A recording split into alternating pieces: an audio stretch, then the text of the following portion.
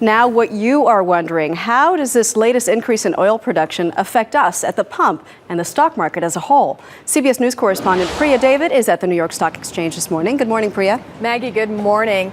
Saudi Arabia's King Abdullah called the emergency summit 2 weeks ago. On the attendee list this weekend, the 35 largest oil-producing and consuming nations, 25 major oil companies, and several investment banks all were there to address the skyrocketing price of crude.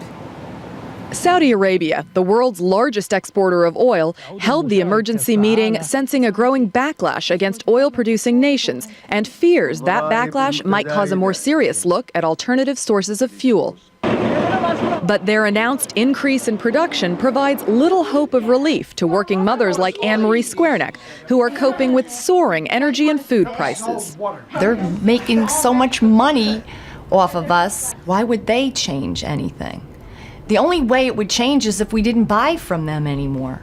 While the Saudis hosted this rare meeting of oil-producing and oil-consuming nations, Anne-Marie was hosting her son Christian's 13th birthday party at home instead of at a sports club, hoping to save anywhere she can. U.S. officials had been pushing for significantly higher production commitments from the Saudis, and analysts suggest word of 200,000 more barrels a day will do little to stop the pain at the pump. This meeting did nothing to arrest the longer-term uptrend in the oil markets. At this point, it has to look like prices are going to try to move higher. Christian Squareneck and his friends seem to be enjoying his birthday just fine. But his mom worries about the future. Is it going to get worse? How is it ever going to get better? What's it going to be like for my kids? Those are the things that I think about. The Saudis did say that 2.5 million more barrels a day could eventually be available, but that level of production would take years. Maggie.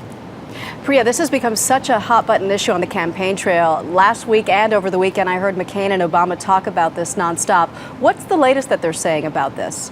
Well, Maggie, Senator Barack Obama wants to go after the speculators. He wants to close a legislative loophole that allows some traders to operate outside of federal regulation. Senator John McCain says he also supports efforts to close that loophole, but he wants the government to put up some cash, $300 million. In fact, he says the government should offer that money to the person who can create an alternate automobile battery, one that leapfrogs current technology. I'm Priya David, live at the New York Stock Exchange. Back to you in the studio. Thank you, Priya. We'll hear a lot of talk in Congress this week about speculators. Thank you much.